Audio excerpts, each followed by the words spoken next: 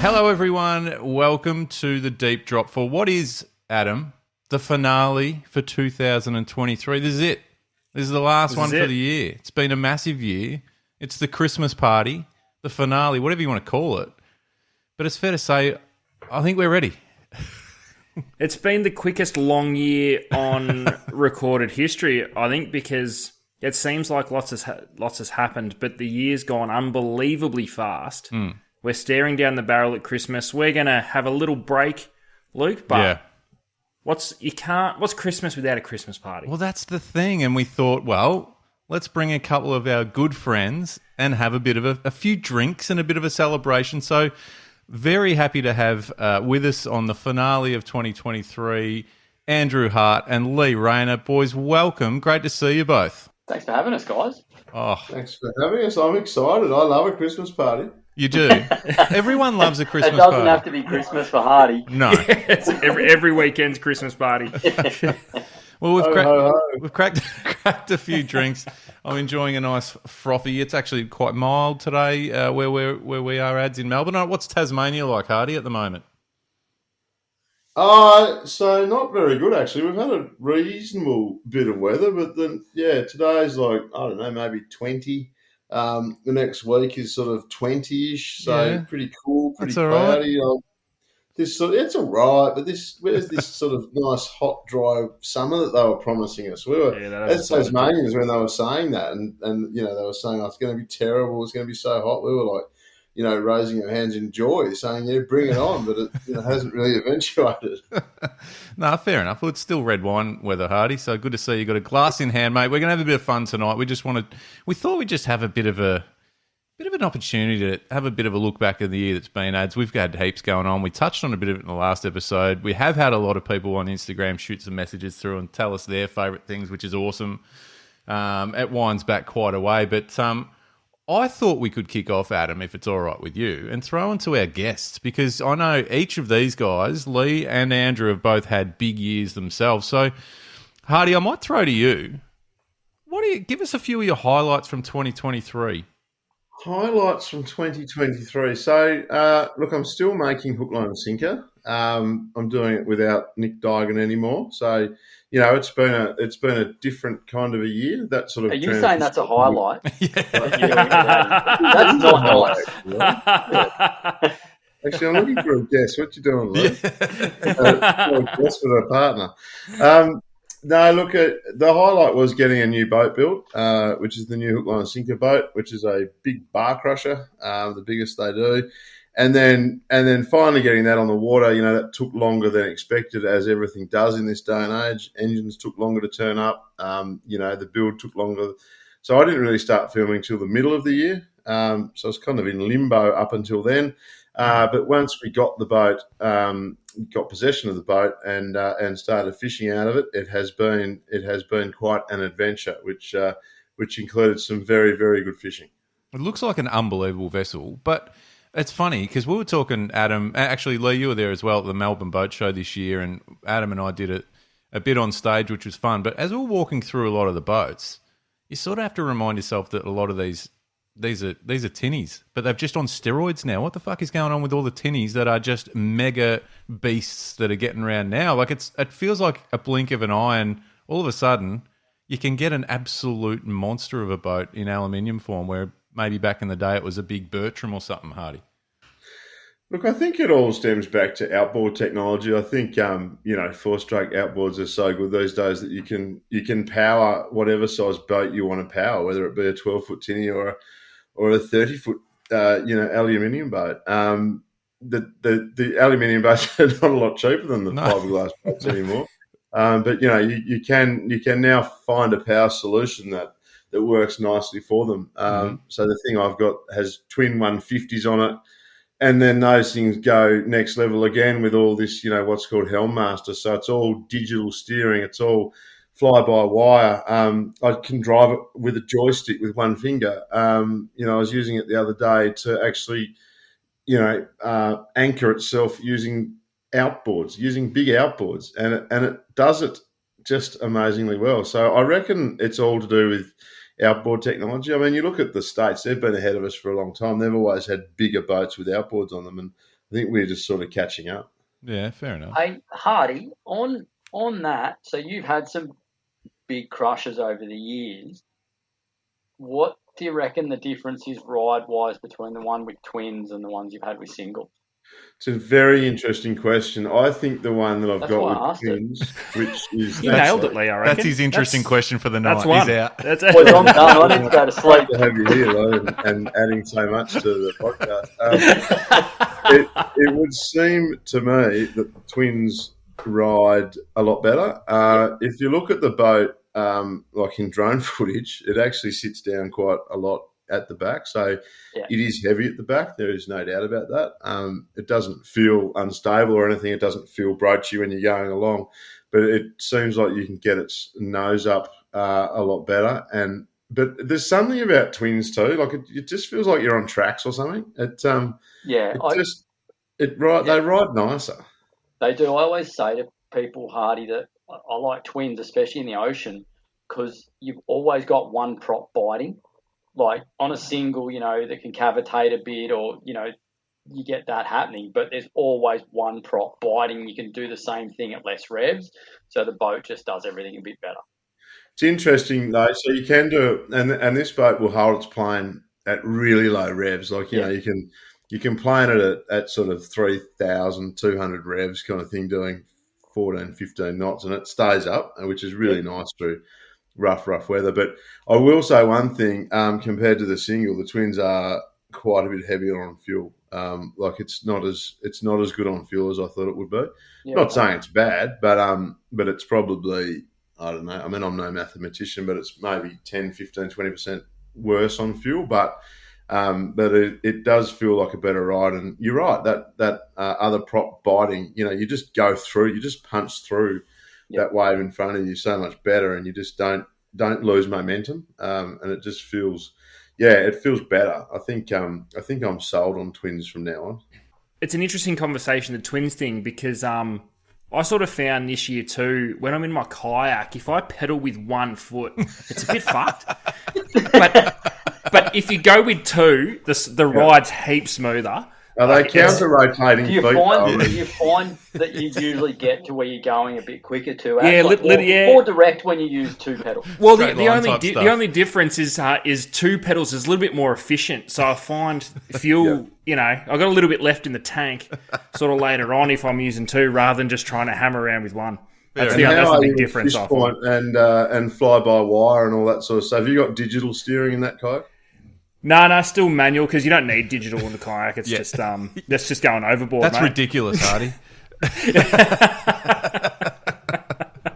I was about to say, in 7.5 minutes, we've had more legitimate boating content that we've had in 61 episodes. So I think that's why I had to jump in and fuck it right up. It was getting a bit too informative there for a second.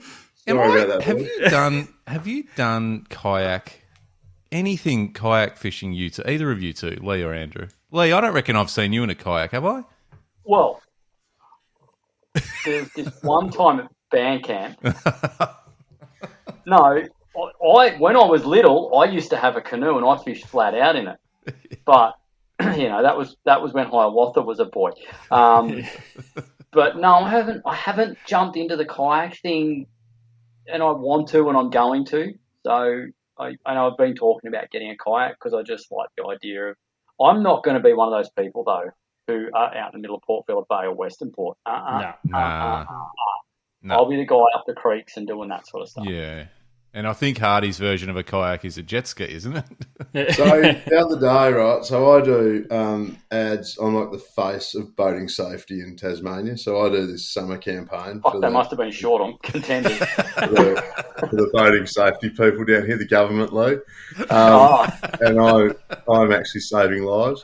But turned up at the shoot the other day, which I thought would just be me putting on a life jacket and saying some stuff.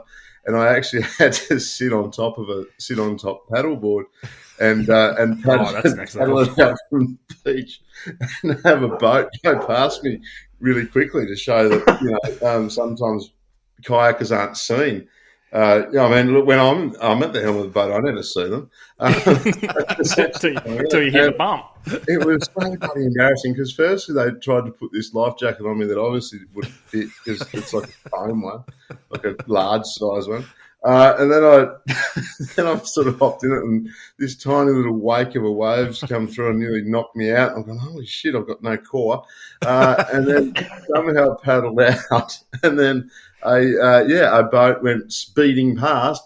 It didn't knock me out, but bloody oath it nearly did. And now that's on air down here on the television, a fat bloke paddling a kayak. So that's I've actually been in one quite recently. I can't say I'll be rushing back. I look forward to your kayak days, Lee. When you get into it, I'm not going to do it. It's just flat out nope. There's Past nothing. There's nothing flattering about a foam life jacket, is there? It doesn't matter who you are. You could be a supermodel. I don't reckon you look good and anyone could look good in a foam life jacket. Foam life jacket and neoprene waders. Either or, it's not a good look, and it doesn't matter who you are. What about you, Lee? You must have some highlights from your fishing year that you've just had. Yeah. Not a good start. Well, I was going to say, sounds like you had a shit year. No, I think this year I had all these plans to do stuff, and the year went so quickly. I'd be like, and then all of a sudden I'm like, it's Christmas, and there's all this shit that I wanted to do. But no, if I broke it down, I'd say I had an amazing summer run on kingfish and bluefin tuna on top water. 6 jumbos in a day. That was a pretty wild. Okay, hang on. Why were you struggling to think of a highlight? You just skipped over 6 jumbos in a day. I don't know. 6 jumbos in a day, and then you were about to move on. Can we just break that down just for a minute? What? Because I did 6 jumbo sausage rolls in a day on the road on one of the days this year, but 6 jumbo bluefin tuna over 100. Yeah. Were they all over? One or two about 90, but the rest. Okay. So you had 4 barrels and 2 tuna. Yeah. Why did you only get the 6? Because the sun went down. Yeah, right. And we didn't get the first one till 1 o'clock, so we sort of ran short on time. Imagine what happened if you didn't fuck around. Yeah, I know. Tell me about it. But then saying that, boys, do you know, probably 2 of my highlights for the year was I had a recent trip to Malakuta, and I worked my ass off to crack a pattern on flathead. When I worked it out, I whacked them, and I caught a bunch of good ones. I got an 87. That's my biggest one I've caught. Everyone else I take flathead fishing just goes, oh, look at that, I got a 92. Oh, and you're just like, oh, that's great. Fuck off. But so that to me was a great thing, and I loved it. And then I don't know about you, Hardy. Like, you and I have been pretty fortunate to have caught a lot of good fish in our time. There's only been a couple of fish, I reckon, in the last 10, 15 years that have actually got me genuinely shaking or a bit emotional even. One was the first swordfish I caught on film out at Malakuta. Like, I nearly cried because I just thought it would never happen. And the other week in the Roper River, I got a 1.13 barra casting at a creek junction. Yeah, nice. On plastic. And when that thing was in the boat, like, I looked down and I was genuinely shaky. I was that excited. I could hardly speak. So that would probably be right up there. What about you, Hardy? It's a pretty good year, mate. So what goes back to actually getting the boat. So I picked the boat up in Melbourne. So the Bar Crusher factory is in Dandenong South. Yep. And picked it up, did sea trials in it on the Thursday. On the Friday, we drove. So I had to make the decision whether to bring the boat back home to Tassie or take it north. And given it was July, the decision was pretty easy, so go north. You don't want to be in Tassie in the middle of winter. And literally, I didn't have a destination in mind on the Friday to fish somewhere on the Saturday. Made a few calls. Found that there were some yellowfin tuna happening off Bateman's Bay. So I figured, well, that's a good way to christen the boat. What about a big yellowfin? First fish over the side of the boat. I mean, It's pie in the sky stuff, particularly for me, because I haven't actually caught a big yellowfin for many years, and it's sort of been the unicorn fish for me. So anyway, turned up at Bateman's, went fishing with Gav McCullum from McCullum's Tackle World in Nowra. Yep. He just turned up the next day. This is a Saturday. We rolled into Bateman's Bay late Friday night, boat ramp on Saturday morning, met Gav. How are you, mate? Good, let's go. Went out there and proceeded over the next 2 days to catch 4 great big yellowfin tuna, all on top water, casting stick baits. Nice. And it just turned out to be, one of those dream trips. And the first 4 fish to come over the side of that boat were yellowfin. But I also learnt a lot. Like, I've spent a lot of time chasing tuna down here. I mean, we've got them in Tassie. We've got them pretty good down here. But the whole top water thing, I really enjoyed, not just because it's a cool fad and it's because, it's what all the cool YouTubers are doing, but because it actually probably turned our 2 days of trolling around, and we probably wouldn't have caught a fish. But because we went top water, we actually caught. I think we caught 4. And it's genuinely an effective technique, isn't it? Like, it is the technique.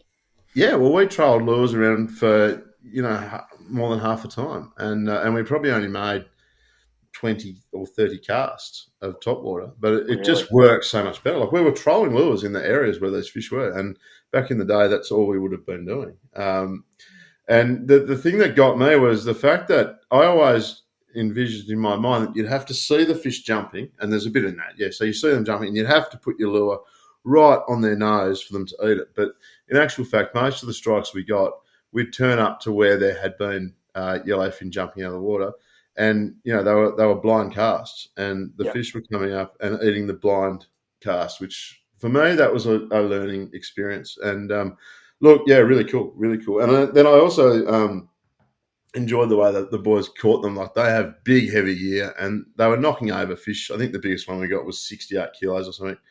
Yeah, and they were knocking them over really, really quick using, really, really heavy gear and those sort of go hard tactics. Whereas when I finally got my bite, I had a little, a much smaller spin stick, and it took me 2.5 hours, and it was a small the entire week. But it was still fun. So no, look, lots of lessons learned, but also a massive highlight. Isn't that top water thing fascinating? I think, Ads, we touched on it maybe a couple episodes ago about how, to your point, Hardy, yes, it's fashion and it's cool and it looks good and all the cool kids are doing it, but are there times, I think the question you might have posed, Ads, was along the lines of, are there times where it's actually really beneficial to do it as an application, as opposed to just doing it because it's fun? It's like, it might get more bites than if you don't do it. Because if you were to speak to 99% of the people that would fish top water, say throughout the course of a calendar year, I reckon 99% of them would tell you, we just did it for a bit in the morning to see what would happen. Or the sun was going down, so we threw top water for a little bit. Then it's like they're not going out with the mindset that they're going to have a red hot crack at catching whatever species they're trying to catch on top water. It's just I'm out at dawn, so I may as well chuck a top water for half an hour and see what happens. Or, we're close enough to sundown. Let's throw a couple of top water lures around for 20 minutes before we head back in. It is a legitimate way to catch fish, and it's probably not spoken about enough as a way to target fish. It always seems like a novelty and not the reason, like that's the sole reason that you're going to get them during that day. And Hardy, that's awesome to hear, because yellowfin tuna, the two things you're here to catch them is you troll or you cube. That's pretty much it. Yet you've trolled around for just over half a day, can't turn a reel, and there's 4 fish on top water. It's awesome. Yeah, look, it was a real eye opener, and had we just kept trolling, we probably might have caught a fish, but we probably wouldn't have caught a fish. I suspect cubing is still very, very good, but it seems to have fallen by the wayside a bit. No one sort of does that. I reckon if we cubed in that area, we would have caught fish, no worries at all. But look, it was. There's nothing like a top water strike, is there? Like, it does. It's the most exciting by far. It gets you shaking, like you were just talking about, Lee, of catching a couple of fish and actually getting the fizz back, and getting the rush and the adrenaline, and seeing a bloody yellowfin with its big yellow sickles come out of the water and smash your stick bait. I mean, that's as good as fishing gets, I reckon. That's pretty bloody cool. Yeah. Look, and big bluefin are pretty awesome. I won't deny it, but there's nothing like a big yellowfin. Like, Yeah. they just look so good. They pull hard. They're just a great fish. I've only ever caught small yellowfin on the south coast, Lee, out of Narooma, and Yep, even in the water when they're getting closer to the boat, they just look cool.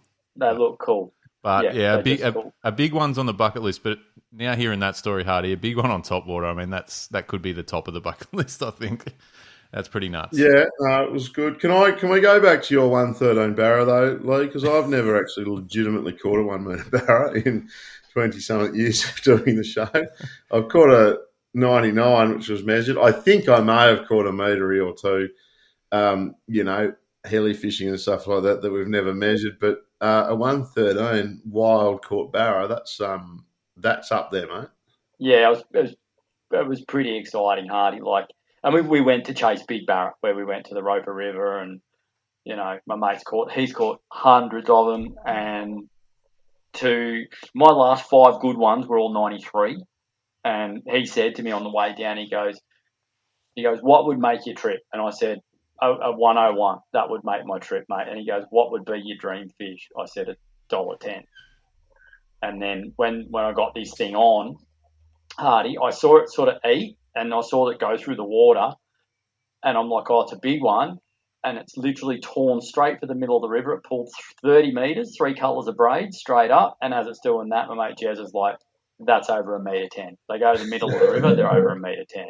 And I'm like, nah. And then I'm fighting, and I'm crapping onto the camera and that, and I'm like, oh, yeah. And Jez is like, hope I don't lose it, because in the runoff, I had a big one on that he netted, and it went in the net, and it literally jumped out of the net. And that was probably $1.10. Yeah. And he's like, oh, I hope I don't stuff the net shot up. I'm like, Jez, it doesn't matter. Doesn't matter, mate. It's just a fish. Doesn't matter. If we lose it, we lose it. And as I said that, it jumped out of the water about 10 foot from the boat. And on camera, I've gone, fuck that. I want that fish. So, yeah, pretty spectacular fish to catch, I have to admit. And I can say now I've achieved a barra fishing goal that I wanted to. So. Well, Lee, you said that you went up there specifically to target big barra. Yep. And serious question. I know we fuck around a lot on this, but serious question. Do we? That's a bit harsh. A little bit, just a little bit. Well, Luke, what do you do differently to target a big barra, or just say for any given species? There's a lot of people listen to this and they prefer to target all these different things. If you're going to go and specifically target a big fish, what were you doing, and how did you go prepared for that barra trip to say, don't worry about all these little 40 and 45 centimetre schoolies, how are we getting a big one? Yeah, well, there was a couple of areas we fished, a couple of junctions and stuff where, and this is build-up, so build-up's a very good time for big barra because the big girls all come to the mouths of the rivers to get ready to spawn. So first of all, you're fishing a time when there's big fish concentrated, more so, although we ended up the river a little bit. But a couple of the areas we were fishing, like junctions and stuff, some of these junctions, if you wanted to fish a 4-inch plastic, you could have caught as many 50 to 70 centimetre barra as you wanted. Like, I'm talking as many as you wanted. So first of all, I didn't throw anything under 6 inches long. That was the smallest I threw. Any hard body you threw was big, like big ass B-52s, like 220 mil long sort of stuff, big bombers, everything was just upsized. Tackle was upsized. But the big one is, it's all about it's 2 things. It's the technique that you use, that for a couple of years now, I haven't twitched a lure for a barra. It's all slow rolling. And when you watch, we've got this live technology now with live scope and active target, and what it's done is it's taught us so much about fish behaviour. And first of all, you literally shit a chicken when you turn it on and you go, this river that you thought there was nothing in, there's 10 barra over 1 metre swimming around in front of you, right? In most cases, if you cast a plastic in and you're slow rolling it back, when I say slow rolling, just slow winding it, you watch the barra come up behind your lure. And I caught this fish without using live stuff, by the way. He was caught genuinely blind casting at a junction. Most of the time, if you twitch your lure, the barra just peel off. They just peel away, the big girls. If you just keep slow rolling it, that's when you get the bite. And the other one is that you're often fishing the middle of the river. not the edges. So that's probably two of the key factors with targeting big one. Middle of the river. How many fish are we driving over thinking we just got to cast at an edge? And the middle of the river's 10, 12 metres deep. The big girls, they're all sitting in the top metre. What the hell are they doing out there? Just resting? Just chilling? They're floating down the middle of the river because that's where the bait goes down the edges as well, but the bait floats down the middle of the river, but also the bait sits high. So the big girls sit high with the bait. So it's interesting, isn't it? Because back in the day, before all this technology, the really good switched-on anglers would be, casting at creek mouths and whatever else, and catching fish after fish, and they'd occasionally, every blue moon, get a big fish. But they'd always be swearing at the Victorians that would come up and troll down the middle of the bloody river and have no idea what they were doing, and they'd troll along and they'd catch a freaking metre 10. And they'd be like, but it was too often to be a coincidence. And as it turns 100%. out, it's because that's where the bloody big fish were. And it's taken, because they sort of cottoned onto that a little bit, didn't they, in the daily when they were trolling big laser pros up the middle of the river at speed. That kind of turned everything on its head. And now, again, this live technology has come in and just shown you that we really didn't know what was going on.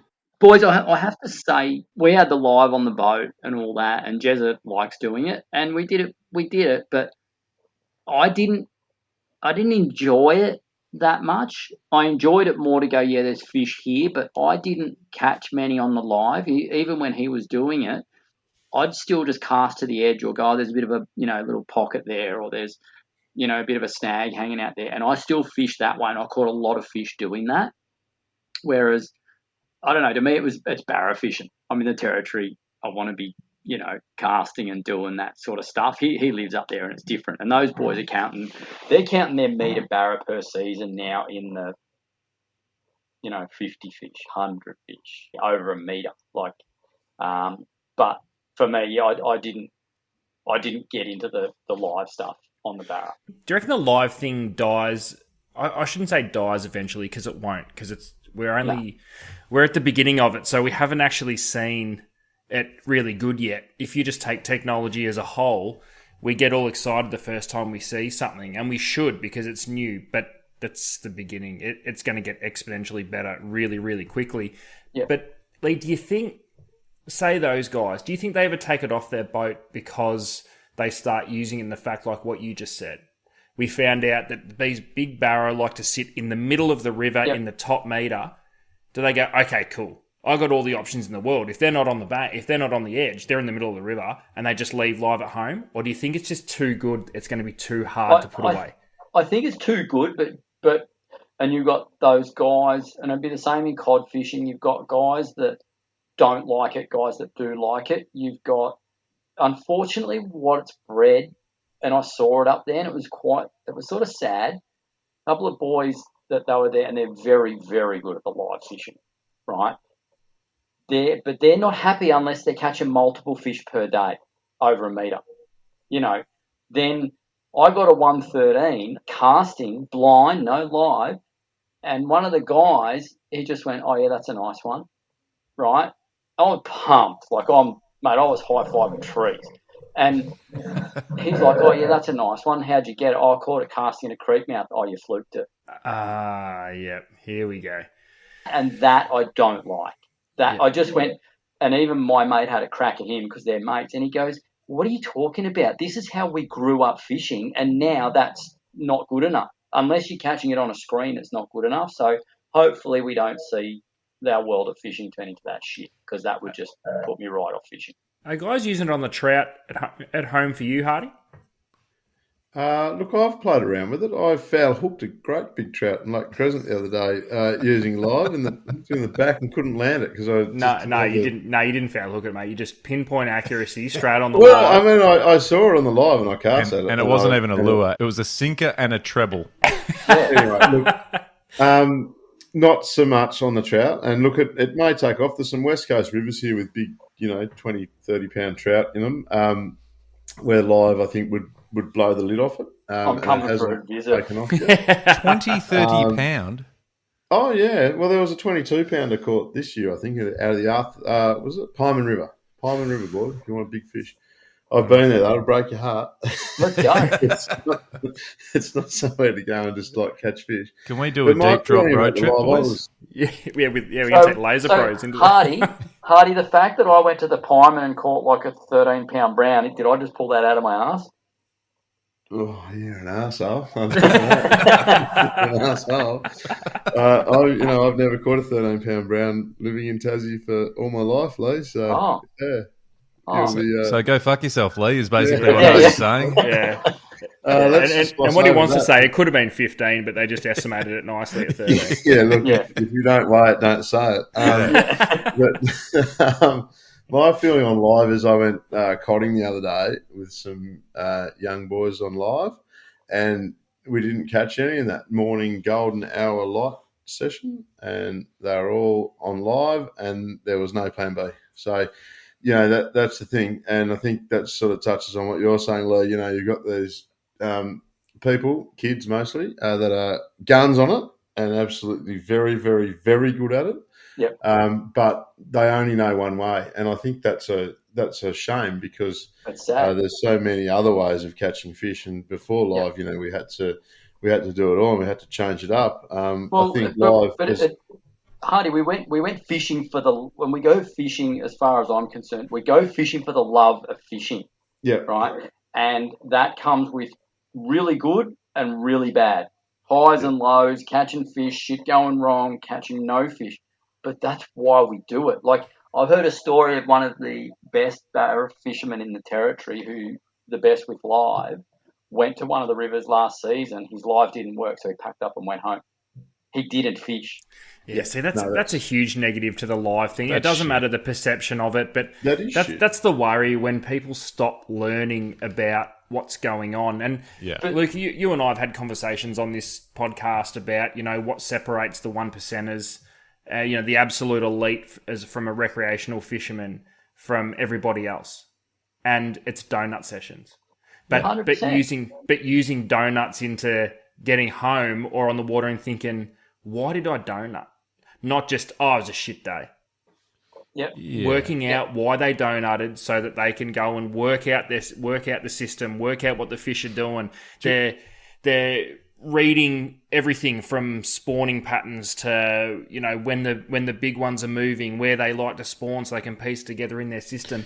If we lose that, recreational fishing is going to get pretty dull. Do you reckon? And we don't want to shit on all the new technology, because it is obviously it's insane. It's great. Insane. It's ever evolving. There'll be something else very, very soon.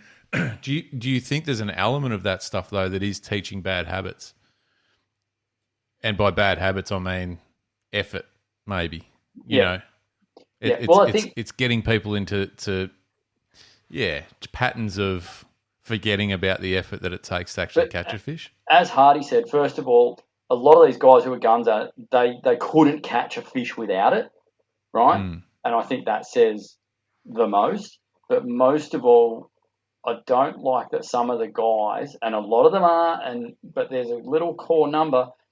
It's all about the number, and they have forgotten about how impressive and how special a really big fish is, because they're catching lots of them.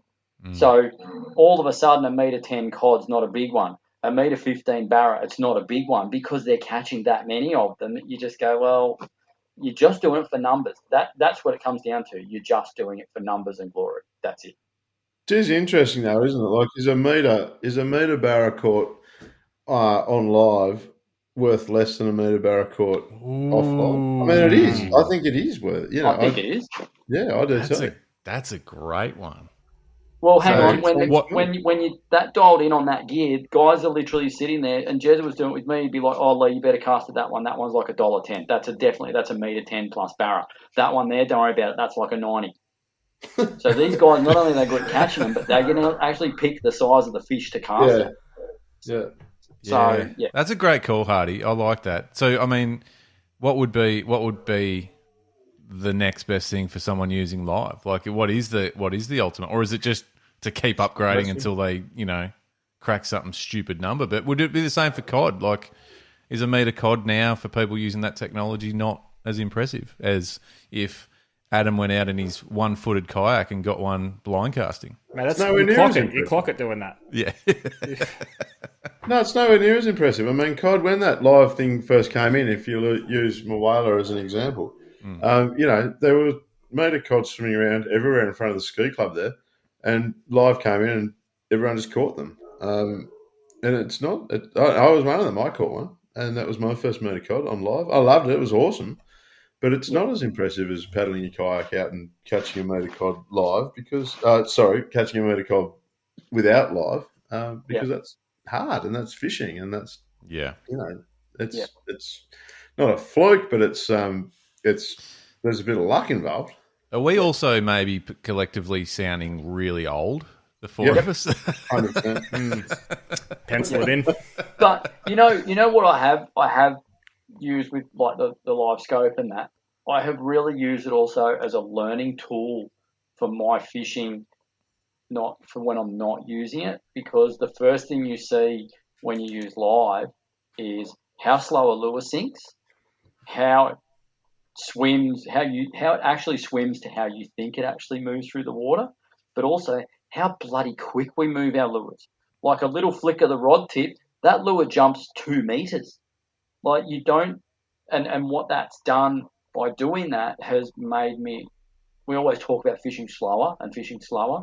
I am fishing so much slower and so much more subtly nowadays after live because I know that flick of the rod tip is making that lure do heaps more than what I ever thought it would. So that's where it's been a great tool for me as a learning tool for what's going on under the water. It'd be awesome to go back, say, even 15 years ago and take the fishing tackle that we were using back then and then throw scope over it to see just the difference in the technology in the rods and reels and how they're making a lure react as well. Everything from braid to different different densities of graphite because it's really interesting because if people go way down the rabbit hole with live scope and we find with graphite and bits and pieces we're moving lures too far. Yep. It'd be interesting if we start seeing a modern revolution of glass rods. A lot more glass coming back into the rods. Adam, me too. If it does, I'm coming to beat the shit out of you with them. Yeah. but the reason I don't want it to happen is because fishing braid and graphite, even just take Port Phillip Bay going back to, I won't even take glass into it, but going graphite with mono. It's like fishing with a rubber band and I fucking hate it. Are we going to get to a point where the feeling of it doesn't mean shit? We're just coming back to showing a fish. But who has slid back into the rabbit warren of fishing mono with lures? Anyone stepped back into that? Because I have. No, I haven't. You've been fishing mono with lures to try and not get as much action, or is it more a hookup rate thing? You really are old. It's nuts, bro. And when I say mono, I'm talking straight through casting fluorocarbon. First of all, flathead fishing, I'm using it a lot for swim baits.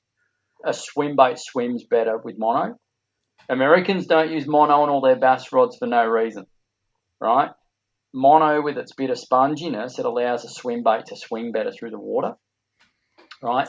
But also, when you get a suck biter like a cod, right? I haven't done much on the barra with it, but the cod, you get that big short suck bite out of a cod. On mono, that bit of stretch allows that lure to suck back into his gob, and that can make all the difference. Guys like Tom Pinter and all those blokes, Tom's just fishing straight through fluorocarbon. And even one of the trips I did at Eildon earlier in the year, I had 2 bites with my mates. They caught theirs, and then I had 2 bites and I missed them. And Tom at the ramp, he's like, "What was the bite like?" And I'm like, "Oh, I was doing this, and the lure was hardly moving, and it just went like real short, donk, 2 times." He goes, "Yeah, if you were fishing mono on that, you would have got both of those." So, and also, have you noticed, Hardy, on the scope, when you cast your lure and it's sinking down with the braid, the big belly that happens? Have you seen that? Like, you think the line's cutting through the water straight with the lure. You've got literally this huge belly of line where your line's on the surface going like across the surface, and then it's got this massive bend in it as it sort of loops around down to the lure. Like, you are so not direct with your lure at all. But with the mono, it cuts through the water better than the braid. So what else are we going to switch braid out for mono? Yeah, so you're Because saying I'm that interested in braid this. sucks ass, really. I missed a couple of good cod the other day, and it was the same thing, and it pissed me off because I fished hard, like for a day, and for 3 bites and missed them all. What about fishing swim baits and that sort of thing for flathead, Lee? Would you? That's what I'm loving. I'm fishing like 16 or 20 pounds straight through fluorocarbon mono, and it's good, man. And even big plastics, and on days when they're a bit shut down, where you're getting those bit more doughy bite, when they're climbing on them, it doesn't matter. But you get that donk little short sort of bite, and on the mono you go, oh shit, and you jam him. The one thing you do need to learn is to jam him. Like, when you get the bite, hit him. Strike like you mean it. Don't sort of lift up like we do with our braid and go, oh, got him on, because they can throw it. With the mono, I jam them. The bonus to the mono I find on big flatties is it takes them a little minute or so to wake up, because you haven't stung them probably the same like you have with the braid. So you get that 3, 4, 5 winds on them to get real tight, and then they'll start to fire up. So, I've had really good success, Luke, using that fluorocarbon straight through on my swim bait for the flatties. It's the action that you were just referring to sounds very American bass. Really? Just feeling that bite and just launching into it. Yeah, it's jamming. I'm not quite that ridiculous, but I'm hitting them. I'm hitting them a lot harder on that gear than I am with the braid. The other thing that's cool, I'm not running leaders. Yeah. It's just so if you bust off, it doesn't matter. I've gone home so many times because I've busted off a mono leader and gone, fuck, I can't be bothered with that. Well, that's it. Yeah, that's it. Or you're just like me and you're changing lures every 5 minutes, so it's a new leader knot. So, look, it's got its place. It's not everywhere, but there is certain things that it is well worth having that outfit ready with mono. And it's funny though when you catch a decent fish on mono on a lure after not doing it for years, that all of a sudden you're like, what the hell is going on here? Yeah. So that little bit of stretch going on. It does feel alien when you cast a lure now on mono. Yep. And hook a fish will get a bite. It does feel, I mean, I guess it's just something what you're used to and you have to practice it, like a golf swing or whatever, but it does feel bloody alien after using braid for so many years. Yeah, it sure does. It sure does. So, it's interesting. I wonder if we'll see a bit of a trend that way. I mean, obviously it's a pretty neat, well, it's not, I guess niche could be a word used for like that cod swim bait thing and certainly the barra sort of similar style. And now the flathead in that same fishing style is getting ever popular. So maybe it's the sort of thing the next little phase. Ads, you're across all the tackle, mate. You must be seeing a bit of it. Adam's favourite fish of 2023 is redfin. And it's not even close. He's promoted it harder than any other fish in man whiting. There you go. Freshwater whiting. Yeah. No, and the reason I've gone so hard on reddies, I legitimately had no idea that redfin were as popular as what they were when you left Metro Melbourne. So I've worked in the fishing game solely in Metro Melbourne for my entire industry career, and then get a job that takes me outside of Metro, still in the fishing game. I could not believe the popularity in redfin. Luke, I went overboard and I did say that redfin were more popular than cod and yellow belly combined. But I still stand by it. No, but we put it out there to the people, and our listeners are the best sources of information the Deep Drop has, Hardy. We lean on our listeners regularly and we get some amazing feedback. We put that out there and I was like, ads, mate, this is ridiculous. What are you talking about? The amount of feedback that came in from people obviously from those sort of regional inland places saying absolutely, redfin every day of the week. They love them. There's so much to love about them. The feedback was overwhelming. And it was a ridiculous year on redfin. Yeah. But True. Not everyone can go and catch a cod or a yellow belly, but anyone can go and catch themselves a feed of reddies. Yeah. Well, but I think that's the most important thing, a feed of reddies. Yep. No, you don't hear anyone talk about going to catch a feed of yellow belly or a feed of Murray cod. No. Which you're allowed to do, by the way. Well, they really are, as Hardy said, they really are freshwater whiting. You don't go whiting fishing to catch a big whiting, to take a photo of it and let it go. Like, correct. I always say to people, in your next life, you don't want to come back as a whiting. Like, because they just don't get, like, you get your bag of whiting, you go home. You don't release a whiting. No. Or a squid. Or a reddy. There's some fish that just don't go back. No, and reddies taste bloody good. Like, they really do. Yeah. Not as good as whiting, though, to be fair. Not as good? No, not as good. Very different. They're the only decent freshwater fish, aren't they, to eat? Oh, trout. Is there a decent freshwater? The thing we have to remember, though, is that fishing is very, very popular.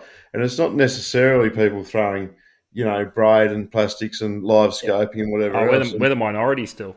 We absolutely are. Yeah. And one of my highlight fish this year was actually catching a big snapper, a 20-pound plus snapper, out off Moreton Bay, out off Lookout Point off Brisbane.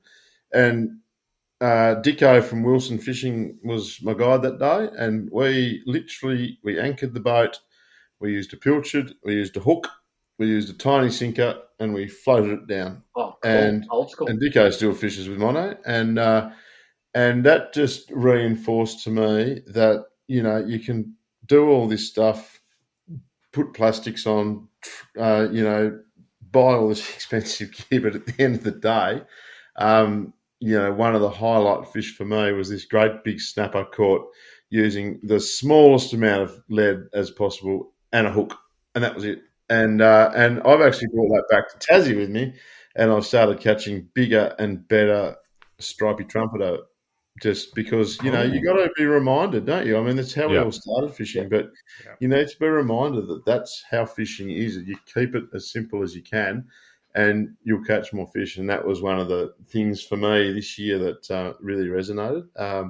And no wonder redfin are popular because you can catch them. No wonder catching Australian salmon's popular because you can catch them. And we are, Adam, we are in the minority when it comes to fishing. I mean, it's fun, but we need to remember that. Great call. Thanks for grounding us, Hardy. That was we were getting out of control there. Well, I'm about to fuck off all my braid, tip all my lures in the bin, and just go and buy some, number one ball sinkers, and that's all you need. Some bait holder hooks. But funnily enough, that would be 80. No, what would the percentage be, Ads, of that exact style of fishing, Port Phillip Bay? 85+% of people more. It'd be 95, to be honest, because you find that's one of the anomalies in this game where even the minority that would fish, if they were fishing 300 days a year, would aim to fish with lures for 300. They'll always make an exception not to do that for snapper. It's just the way it is in Port Phillip Bay. It doesn't matter. And there's so many ways to catch them.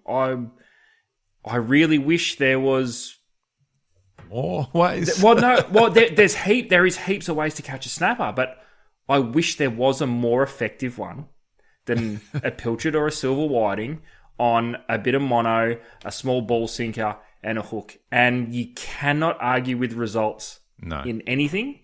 And the results say, if you want to catch a snapper in Port Phillip Bay, that's what you do. Yeah. Actually, on that though, Hardy, that big snapper you got up off Moreton Bay, people who haven't caught snapper in northern New South Wales or even southern New South Wales, but northern New South Wales and Queensland, they have no idea how hard those fish pull up there. Like, they're just a different animal, aren't they? Like, they are a different animal. They seem to be. Like, they go off their heads. Like, they pull a lot of string when you first hook them, and then they... Yeah, they do. They fight harder than any snapper I've ever sort of caught before. Like, you catch a 4 or 5 kilo one, and you think you've got a 20-pounder on. Yeah.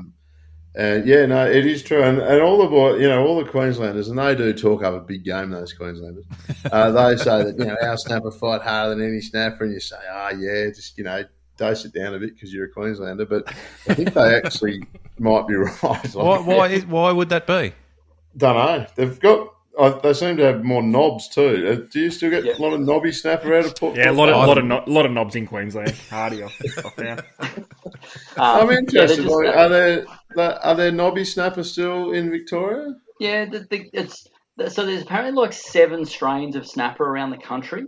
Yeah, right. And there's definitely that Gippsland strain that you would say. There's the Welsh Pool Gippsland. Like, guys will show you a 20-pound red and you can almost go, that's out of Welsh Pool. Because that's got a big knob on its nose? They've just got this, big knob and big mouth, or they just have that high forehead. They just look a bit different. And then you get the ones in Western Port that some do have a big knob on there, like a big nose than the North Coast snapper get the big bump on the top of their head, whereas our Gippsland ones and that get that nose, I suppose. They're a hideous looking fish. Yeah. Nose sort of like mine. They are still exciting though when you first get colour on them and you go, oh my God. Yeah. That's a good call. There's probably a few species around that fight differently. Same species, but just fight differently in different parts of the country, which is quite odd. Yeah. But I don't know. It's an interesting one. Hey, what about just going back to the mono thing, Lee, I just had a thought about whether or not, I know you're talking sort of more this swim bait thing, but would you do the fluoro or mono thing with light tackle fishing for like brim, perch, trout, or that sort of thing? Oh, yeah, 3 pounds straight through mono on a little hard body over the flats for brim. Killer. I didn't think you were one of those wankers, Lee. No, I'm not one of them, but it's a deadly effective technique. Lee's the king. Lee's just the silent leader. He's the one who sits in the castle and they all come around and pay tribute to the one, the 3 pound king. No, I'm not that good at it because I usually crack them off on the bite. Because you're trying to strike them like American bass. Yeah. Can I just pose a question? Who has actually ever fished 3 pound in their life? Really? Yeah. And again, the first time I did it was years ago when Paul and I started iFish. We fished the Tambo with Bushy, and we were fishing 100 mil bloodworm wrigglers in the middle of the river in winter, catching these big black brim. And he's like, you've got to use, I think it was either 2 or 3 pounds straight through, right? And I'm like, what if we just run a long leader on the braid? And he goes, you do that, Lee. See what happens, right? I reckon Bushy had 10 fish in the boat before Paul and I even got a fish. And again, back then, you didn't know, but it all comes down to how everything's sinking and how everything's moving through the water. And even then, he's given the plastic like a big flick like this, but with the mono, the lure wasn't going like that. The lure was probably just swimming up off the bottom. We're doing that with the braid, and the lure's going like this. You just won't catch them with braid and a leader. You've got to go through mono. Did he happen to have a stiffy? Wow. They were a good lure. What happened to Bushy's stiffies? I don't think he had a stiffy by that stage. That was a few more years down the track. Did that come a bit later, did it? He was working on it. He was working on it. He was working on his stiffy that whole time. It was a work in progress. The stiffy actually revolutionised my life because I got into... Me too. I got into brim fishing. I was 15 at the time. I quit fishing for a while around those times. We've got good big brim. And just down the road from me, I've got this lagoon, which I thought, there must be some brim in here. So went down there and, look, the stiffy was the lure because it was only 2 or 3 foot deep the whole way. And I needed a shallow running little lure. And I like down here, the black brim seemed to only eat it on the paws. So, you tug it a bit and then. Well, you got to pause it so they can eat it hard. Yeah. But no, I only ever had like 5 stiffies because I think I cottoned on this before I think the stiffy had gone out of circulation before it stopped working. Did it stop working or it just went out of circulation? Well, I think Bushy stopped getting them and making them and stuff. And so, I had my 5 stiffies. I had them in the tackle box and I was bloody oath they were like gold to me. Well, Lee worked out quick that he had to stop jerking and start slow rolling. Yep. And he found he got a better bite that way. Yeah. You got to slow it down. Yeah, slow it down. You got to slow it down. Oh, dear, oh dear. Shut up, idiots. Hey, You would have witnessed a fair bit of innovation when it came to that soft plastic thing, Lee, being alongside people like Bushy and Starlo back in that day. Oh yeah, I was lucky. I was actually getting handfuls of boxes of prototype squidgies when they were. Oh, Yeah. And it was just unbelievable fishing because your fishing areas, say for Flathead, like Narooma and Bega River, they'd never seen a lure like it. It was criminal how many fish you were catching. Like, it was just dumb. You could literally just go on and cast up in the air like that and you'd get a flathead. Like, they were just that good that they actually had an effect on the fishery. That's how bloody good they are. was being a part of it? Was it was an all of a sudden type thing, or was it a slow burn to get that started? That obviously you probably had a bit of an insight into how it all, but just sort of from memory, it kind of, apart from the odd little random, The old Mr. Twister plastic, or a yeah, bucket o plastics. Bucket o plastics from Kmart or something. It started when the boys, when I say the boys, I think like Bushy and Steve and Tim Morgan and guys like that, when the brim thing was starting to take off, but it was more about hard bodies. Then the boys got a hold of these lures from Bass Pro called the XPS Shad, right? And it was this little little fish-shaped minnow with the ribs in the belly and this little smooth paddle tail on it, and the brim just went ape shit, and everything went ape shit on this little tiny thing. And then there was an XPS grub, and it was like the same body thing but with a curly tail on it. And I think it spawned from there. And then the old 3-inch bass minnow. Like, once everyone worked out how to fish a 3-inch, The OG. like, it was pretty funny because you'd get home from fishing just covered from head to toe in glitter. Right? But I think there was definitely those 3 lures that probably kicked it off in the estuary scene.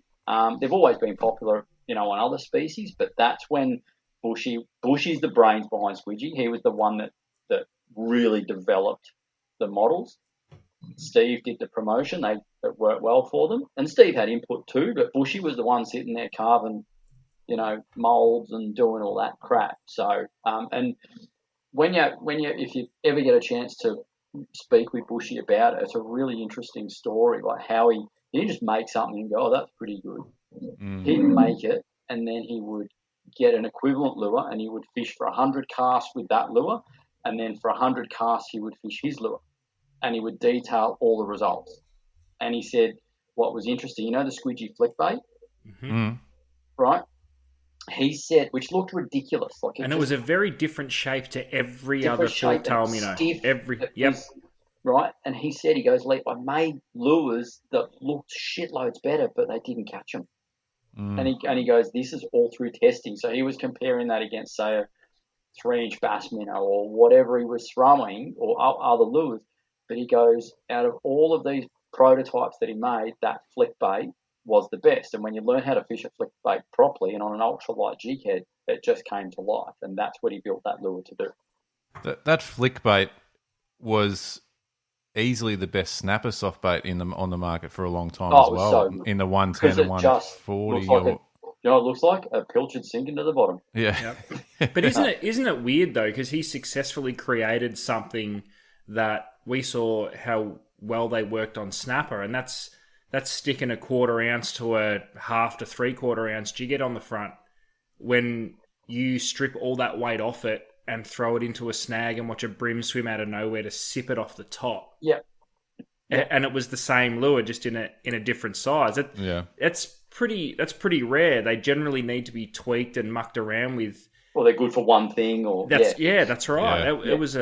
It was a great lure, the flick bait. Yeah, he built multiple lures that built a cult following after they were stopped. Like there was you ever heard of a lure called the Boney that he made? So was it a hard body?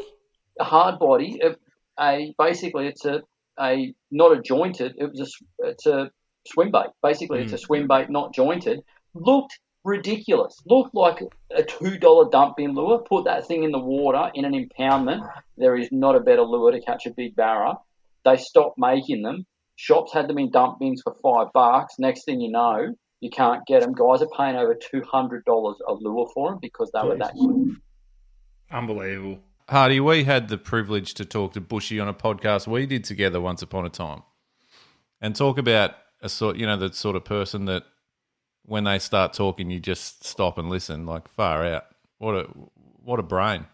Correct. It was one of the things that actually changed fishing forever. There's very few things that sort of do that. I mean, there's certain fads, everything old is new again. It sort of comes and goes. Someone might reinvent a jig, or they might, reinvent something else. But these guys brought soft plastic fishing into Australia. And as Lee said, you were suddenly fishing water that hadn't really been able to be fished before, or hadn't seen a lure before, or hadn't been opened up, and it blew the lid off a whole different range of fish, and the results are amazing, and it literally changed fishing forever. And I can't think of too much else as in the tackle industry that has done that in my 20 or 25 years of being keen fisherman.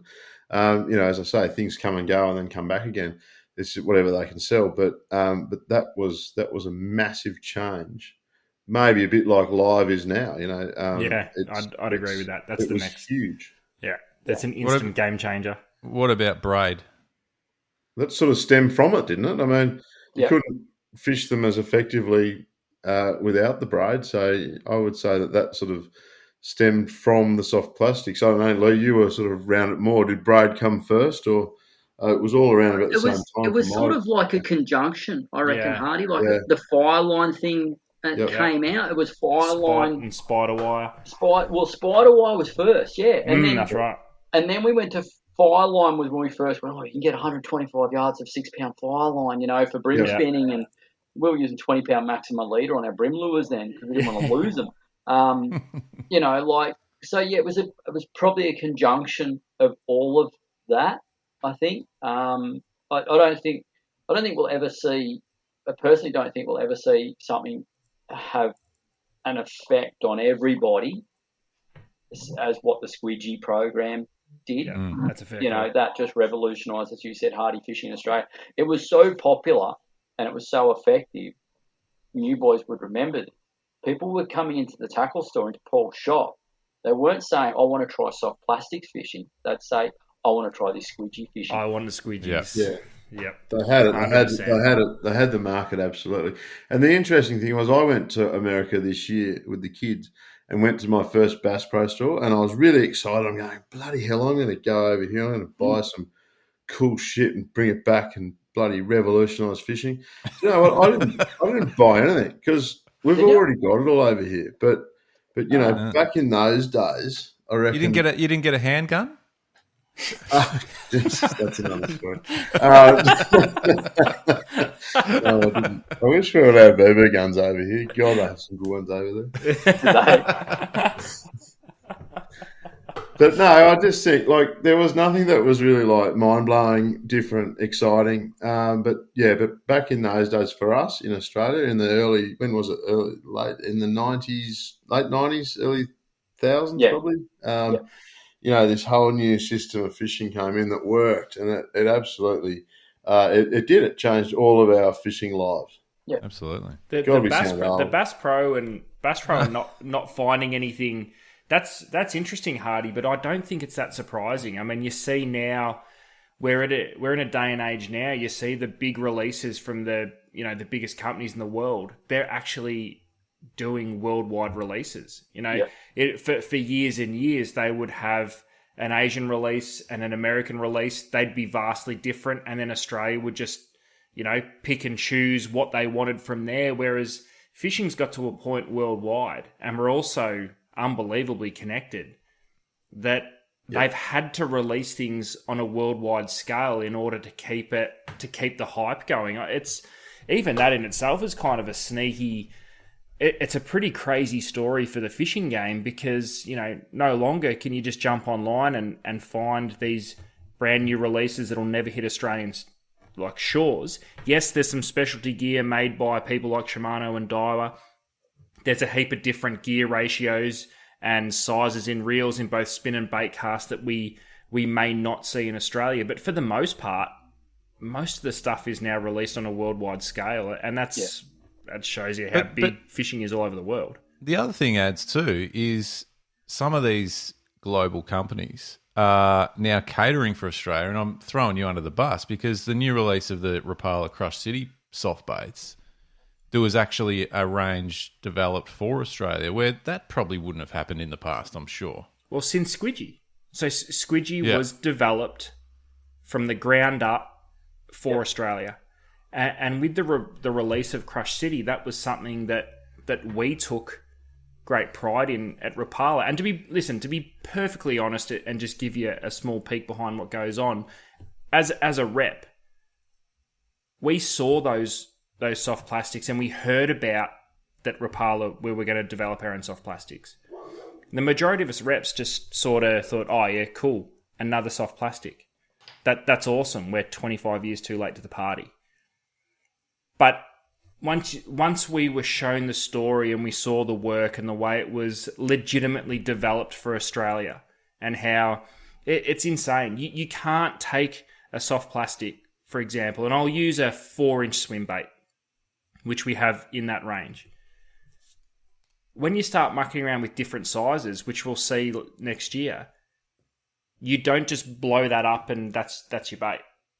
You can, but it doesn't optimize what we wanted the lure to do.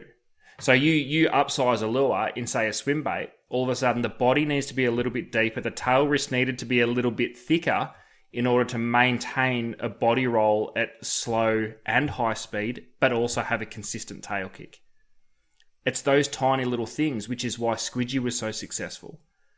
And in my opinion, I think that's why the release of Crush City was so successful. Everything was done down to the finest minute detail for our species in Australia, whereas all the other soft plastics on the market, they are brilliant. They catch fish, but they're all designed for a purpose. And that might be for the way a largemouth bass eats compared to a smallmouth bass, compared to maybe some other exotic species over in Asia, whether it be a pike or a zander or any of these things. They're all great. Fishing tackle is friggin' awesome. Yeah. All of it works.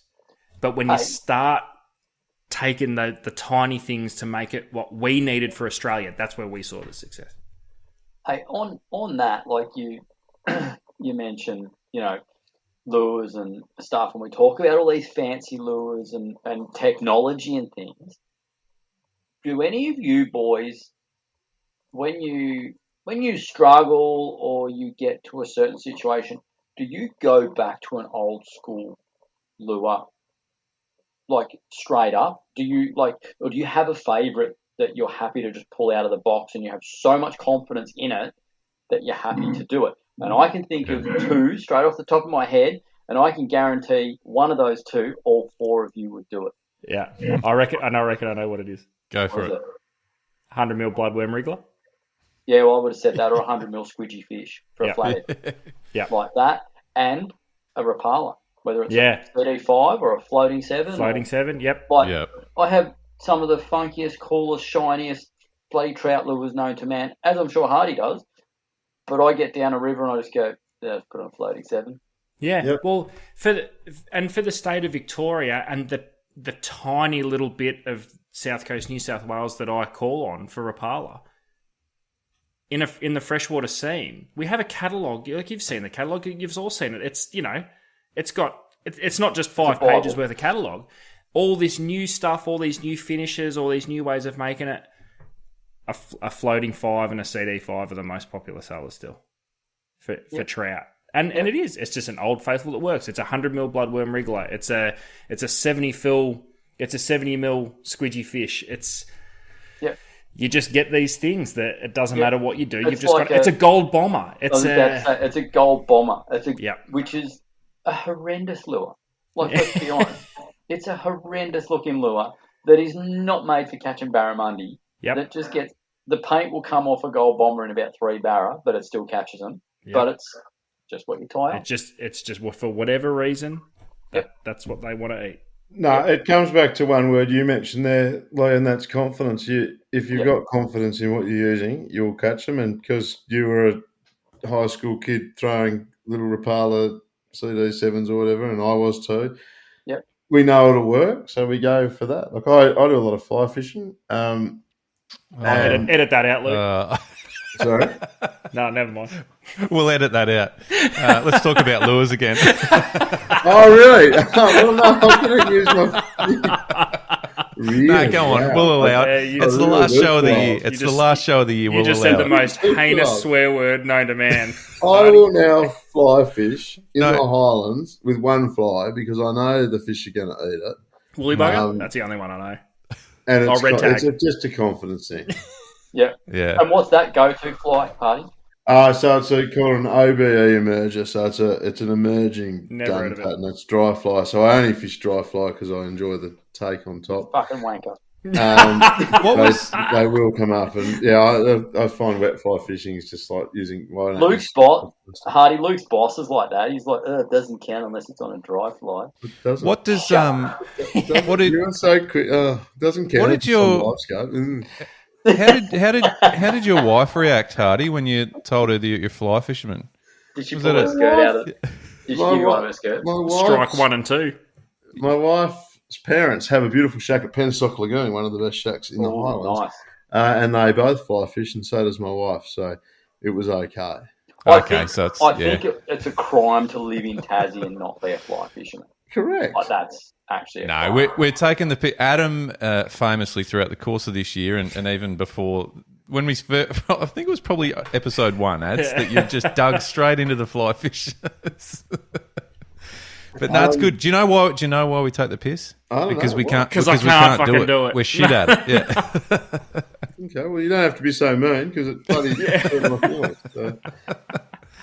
We'll no, we need it. We're doing a Tassie. I'll tell trip you what to is Backdrop. stupid. Saltwater fly fishing is stupid. Is it? Trout fly fishing on the dry fly, in the purest form, magnificent. Oh, fuck. Saltwater fly fishing, tie on a bloody lure and be done with it. Yeah, I reckon you're right, Hardy, because the guy's going. Oh, not you as well. You were taking the piss out of him a second Shut ago. up! I grew up. Mate, I grew up bloody trout fishing and fly fishing. I love it.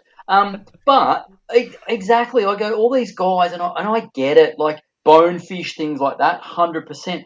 But guys go out and they're trying to catch things like a big Spanish mackerel on a fly rod. You go, why are you making it so hard? Just catch him on a big spin out tip and wind him in. Like I don't get that bit of it. I Neither really do I. don't. Neither do I. But each to their own. I dare say you haven't done a lot of the saltwater thing, Hardy, or you have and you just don't rate it. No, I've done quite a bit of it. Yeah. And I think certain species have, it is okay. It's fun for certain species. I think it's all about sight fishing, really. If you can see the fish and cast a fly at it and watch the fish eat the fly, that gets the fizz going, so to speak, and that's exciting. But if it's just to, hook a GT on the fly and then not really ever being in control, and you're fighting on a 9 or 10 foot stupid big long rod with dumb fly line, I'd rather just get it in on a spinning rod. And I love this is something I've heard you say over the years quite a bit, and I love it. The fizz, Hardy. What is the thing that gets the fizz going for you still after 25,000 years of fishing and making fishing TV, Hardy? A stiffy. What is it? What Bushy stiffy. really gets the fizz going?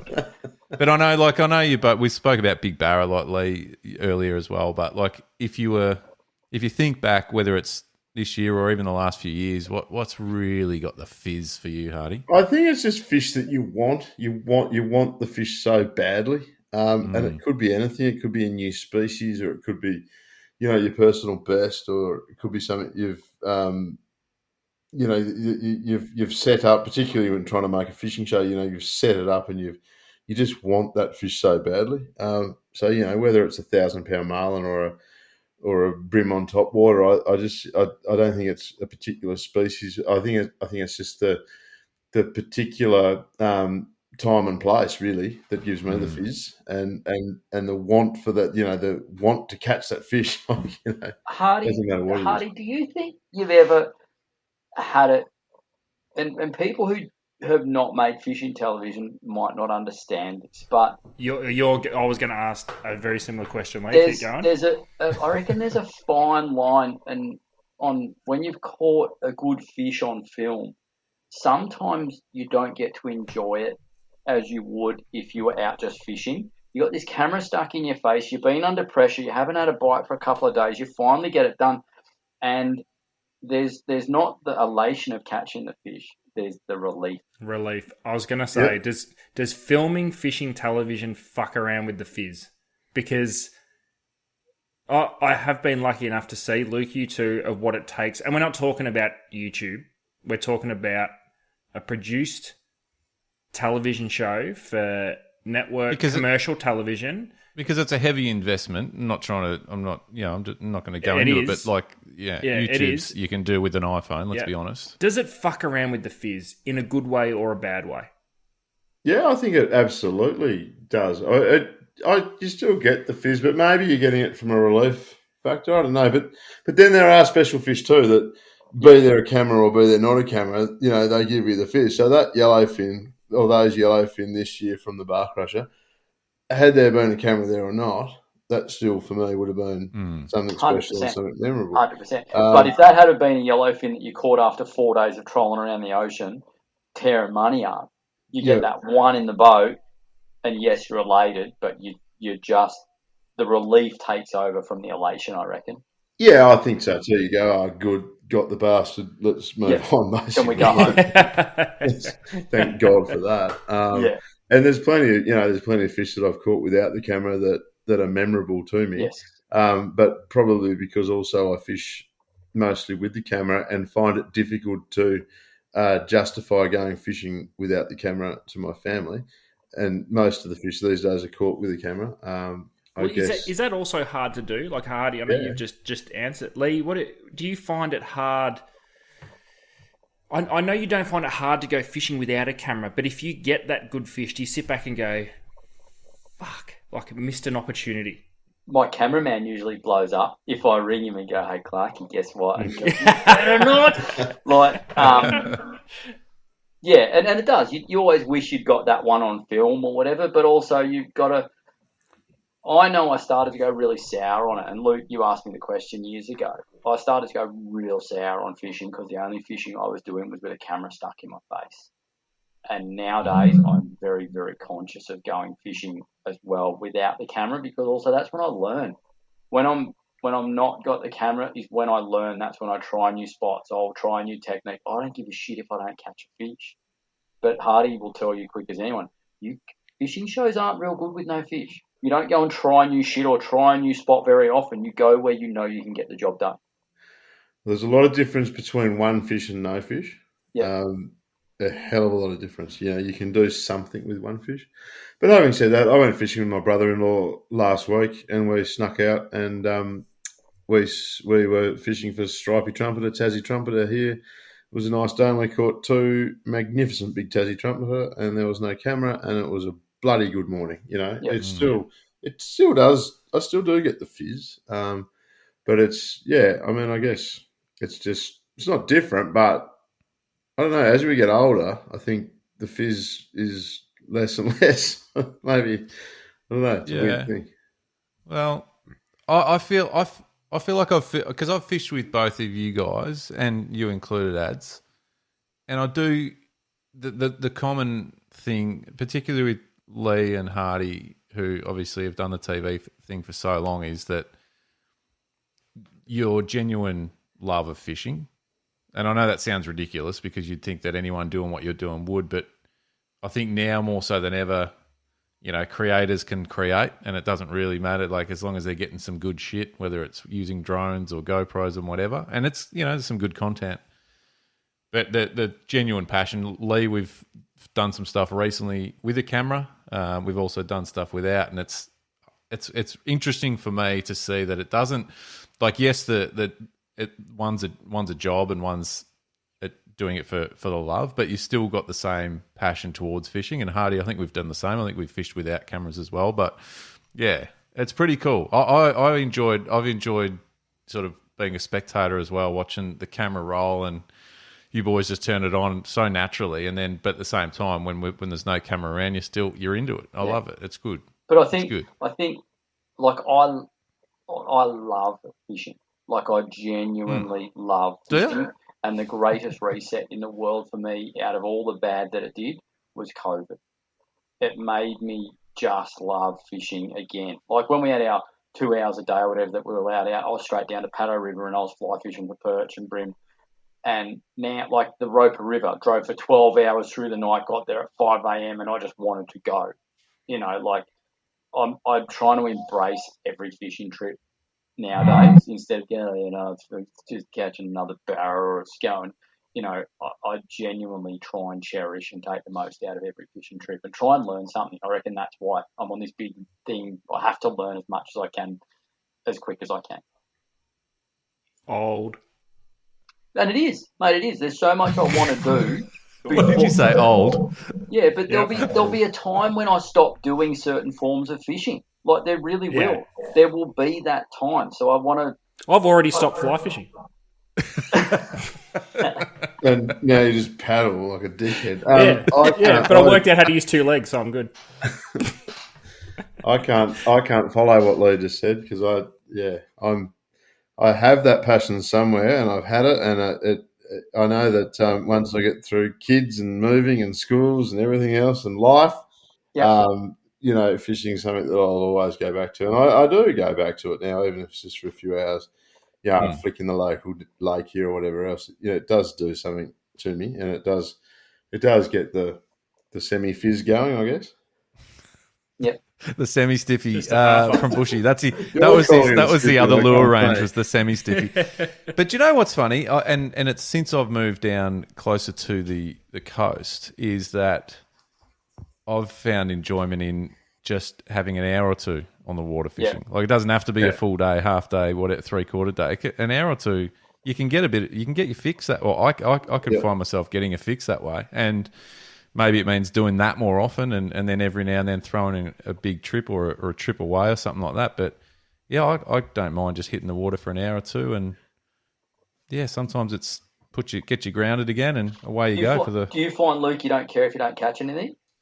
Well, I just naturally don't catch anything, Lee. So The fizz is real when he gets up. it's a fucking toady, boys. We're on.